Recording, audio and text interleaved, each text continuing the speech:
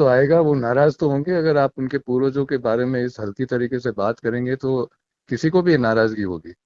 जी। और यही मैं कह रहा हूँ कि जो जिम्मेदार राजनेता है वो आप लोगों के बीच में आक्रोश और नाराजगी फैलाने से ये जिम्मेदार नेता का काम नहीं है। और लोग नाराज अवश्य होंगे, लेकिन मेरी तो बात है कि ऐसे राजनेताओं की तरफ आप लोगों को देखना भी नहीं चाहिए जो ऐसे गैर जिम्मेदारी से स्टेटमेंट्स देते हैं। महाराज सूरजमल को छोड़ दें, ये एक दो लोगों को छोड़ दें तो लड़ाई नहीं लड़ी। यहाँ सेटलमेंट हुए, एडजस्टमेंट हुए।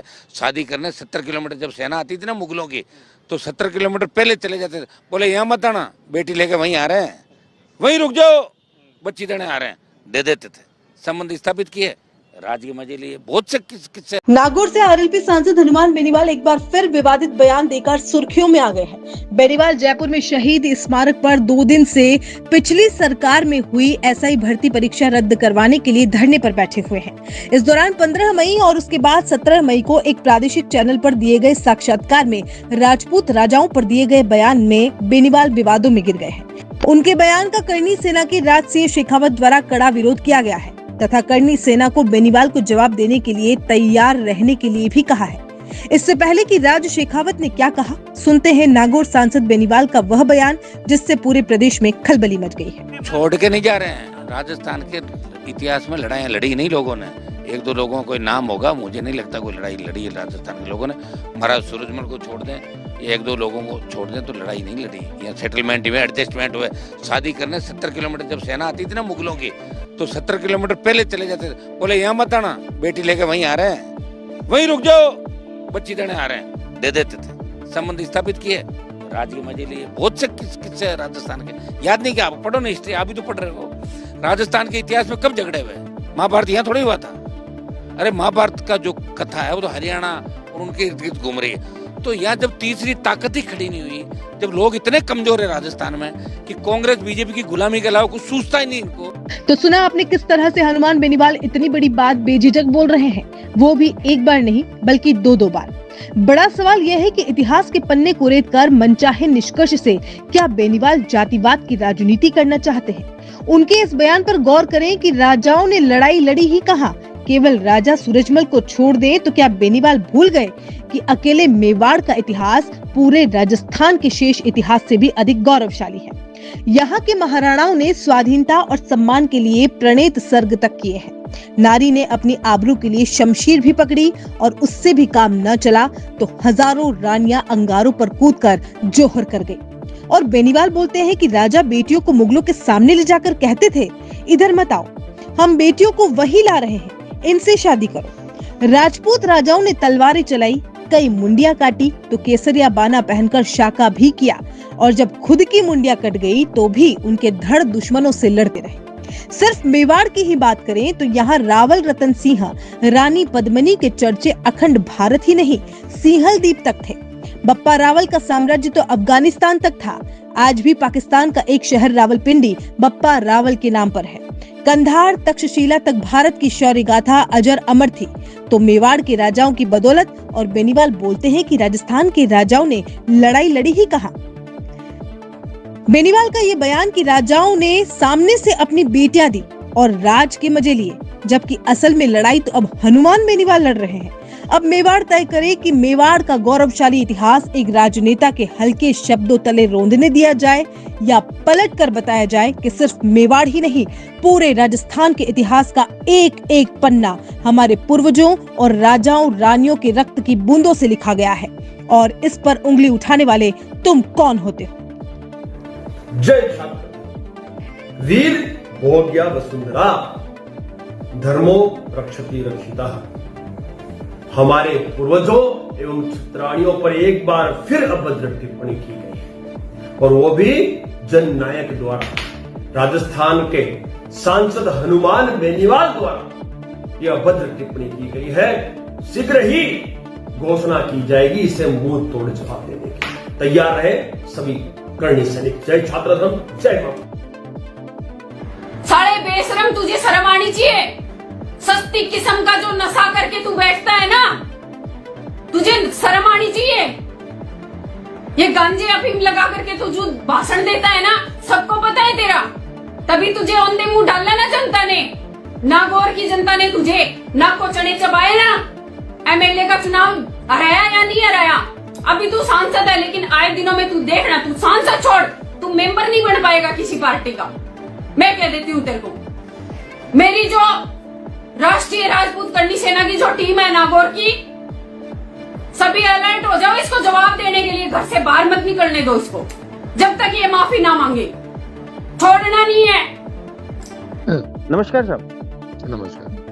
सर, एक विषय में जानकारी चाहिए थी कि हनुमान बेनीवाल जी का एक बयान वायरल हो रहा है काफी। उसमें वो साफ कहते हुए पाए जा रहे हैं कि राजस्थान में सिर्फ जो लड़ाई लड़ी है वो सूरजमल जी ने लड़ी है, उनके अलावा किसी योद्धा ने नहीं लड़ाई लड़ी। और साथ में उन्होंने यहाँ तक कहा कि जो कई शासक थे उन्होंने तो सिर्फ अपनी बहन बेटियां उनको दे दी।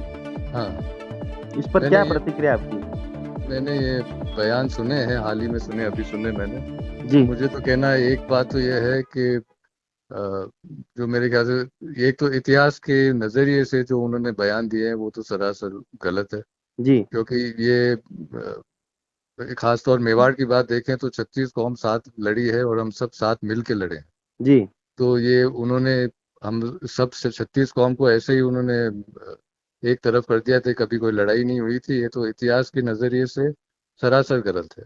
जी और दूसरी बात है कि आज के दिन जो राजनेता हैं, भले कोई भी है, जो जी राजनेता है, जो लोग उनके उनके तरफ देखते हैं, जी उनका ये कर्तव्य बनते हैं कि समाज को साथ रखें, जो भली बात करें कि हम सब साथ मिलके आगे बढ़े। ये जो आपस में बुराई करनी, आपस में लड़ाई करना, एक को बढ़ाना एक को घटाना, ये एक जिम्मेदार राजनेता का काम नहीं है। जी तो इस नजर से जरूर है कि हमें सबको साथ मिलना है, और ये सब आपस में लड़ाइयाँ करनी और बांटने का काम, उस पर तो तुरंत रोक होना चाहिए। और ये जो उन्होंने कहा वो सरासर गलत ही है। जी और राजनीतिक रूप से भी देखा जाए और उसके अलावा भी देखा जाए तो राजस्थान का एक गौरवशाली इतिहास है। और आप उसमें से जो अभिन्न अंग है राजस्थान का मेवाड़, उसको प्रतिनिधित्व भी करते हैं, महाराणा साहब भी हैं आप। उस नजरिए से इनका जो बयान है उसको समाज के लिए कितना बड़ा क्षति मानते हैं? इस बयान से आम जनता में कितना रोष है सर? आम जनता को गुस्सा तो आएगा, वो नाराज तो होंगे। अगर आप उनके पूर्वजों के बारे में इस हल्की तरीके से बात करेंगे तो किसी को भी नाराजगी होगी। जी और यही मैं कह रहा हूँ कि जो जिम्मेदार राजनेता है वो आप लोगों के बीच में आक्रोश और नाराजगी फैलाने से ये जिम्मेदार नेता का काम नहीं है। और लोग नाराज अवश्य होंगे, लेकिन मेरी तो बात है कि ऐसे राजनेताओं की तरफ आप लोगों को देखना भी नहीं चाहिए जो ऐसे गैर जिम्मेदारी से स्टेटमेंट्स देते हैं। जी। और एक मुख्य बात उन्होंने और कही थी एक दूसरे बयान में, उन्होंने कहा कि औरंगजेब जो है मुगल शासक औरंगजेब जो है वो उप मुख्यमंत्री दिया कुमारी जी के फूफा हैं। इस पर क्या कहना चाहेंगे? यही मैं कहना चाहूंगा कि ऐसे तरीके के वाक्य कोई कोई कोई सभ्य लोग में, सभ्य तरफ से, कोई सभ्य तरीके से ऐसे कोई बात नहीं करता है। और ये जिम्मेदार राजनीतिक कर्तव्य नहीं है कि वो ऐसे बात करे। जी। क्या इसके विरोध में कोई आपत्ति दर्ज कराएंगे या कहीं इसकी शिकायत दर्ज कराएंगे इस तरह के नेताओं के लिए? अब इस तरह के पहले भी सुने गए हैं कि राजस्थान के बारे में और किसी एक कौम के बारे में, कभी दूसरे कौम के बारे में जो राजनेता है, कभी खुद अभी ये महाराणा सांगा के बारे में भी हुआ था पार्लियामेंट में। जी जी तो ये एक विषय है कि बस न्यूज में आने के लिए लोग कुछ भी कहते थे।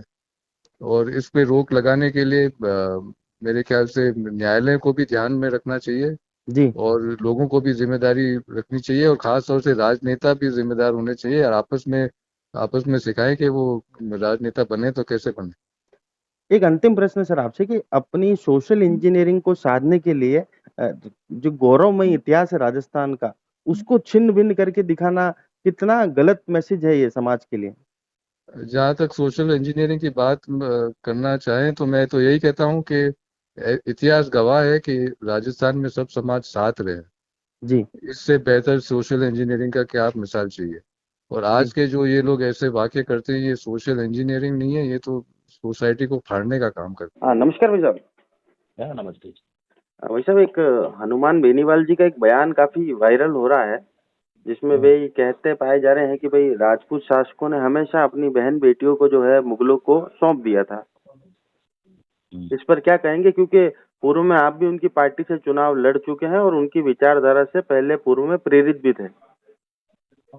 देखो मयूर जी, सबके अपने अपने विचार होता है। जी जो जो कह रहे हैं वो देखो उनकी सोच है, मैं तो ये नहीं कह सकता। जी मैं किसी समाज पर्टिकुलर के लिए तो नहीं कह सकते हैं।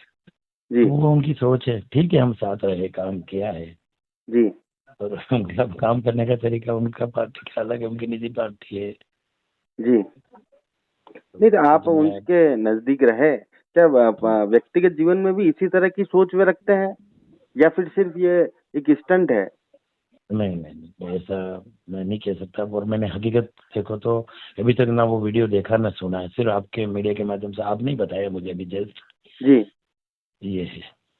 एक और उनका बयान था जिसके अंदर वो कह रहे हैं कि भाई औरंगजेब जो है, मुगल शासक औरंगजेब थे, वो दिया कुमारी जी के फूफा जी हैं। गलत बात है। मैं इसे कोई टिप्पणी नहीं कर सकता। एक भाजपा के सच्चे सिपाही होने के नाते भी कोई टिप्पणी, क्योंकि आपकी मुख्यमंत्री पर वार है, तो उप मुख्यमंत्री पर सीधा वार है। तो नहीं देखो, नमस्कार भाई साहब। नमस्कार मयूर भैया।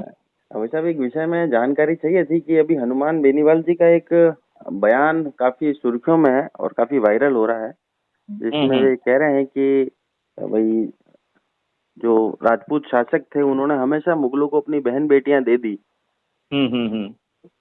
इस पर क्या प्रतिक्रिया है, क्योंकि पूर्व में आप भी उनकी पार्टी से ताल्लुक रखते थे, उनकी विचारधारा से आप भी प्रेरित थे। जी जी, ऐसा है मेरे भैया कि हनुमान जी का तो मानसिक दिवालियापन है। इस बयान से तो आपको साफ जाहिर हो रहा है कि उनका वो बयान मैंने भी देखा। जी। मतलब मानसिक तौर पे बिल्कुल दिवालिया हो चुके हैं वो, और मतलब उनको हिस्ट्री का ही नॉलेज नहीं, कोई उन्होंने पढ़ा ही नहीं है। भाई यदि वो बता रहे कि एक सूरजमल और उनके वंशजों ने लड़ाई लड़ी, किसी ने लड़ी नहीं, अब ये तो सीधा सीधा जातिवाद से प्रेरित उनका ये जो स्टेटमेंट है वो है। यदि सूरजमल और भरतपुर के शासकों के लिए बोल रहे हैं, अपन तो किसी जाति को टारगेट नहीं करते, लेकिन ऐसा होता तो यहाँ से राणा सांगा को भरतपुर में जाके क्यों लड़ना पड़ता?